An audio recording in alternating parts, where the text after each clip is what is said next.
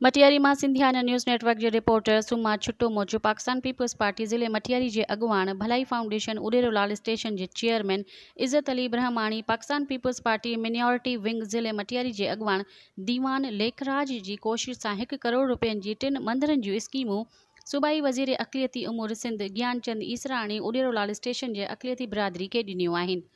जिन में एक स्कीम जंडवाड़ा मोहल्ले में ऐं ॿी स्कीम मेघवाड़ मोहल्ले में, टी स्कीम ॻोठ भरियो जे मेघवाड़ मोहल्ले में ॾिनी आहे।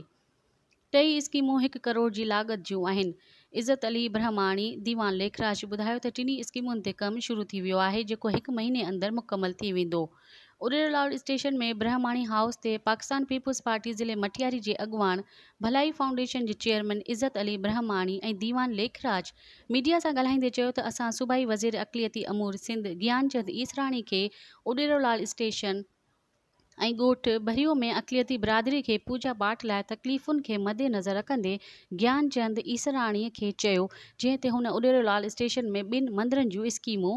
1 स्कीम ॻोठ भरियो में ॾिनी आहे, जंहिं ते असां ज्ञानचंद ईसराणी जो शुक्रियो अदा करियूं था। इज़्ज़त अली ब्रह्माणी दीवान लेखराज वधीक ॻाल्हाईंदे चयो त उडेरोलाल स्टेशन जे अक़लियती बिरादरीअ सां असांजा पंहिंजाइप वारा नाता आहिनि,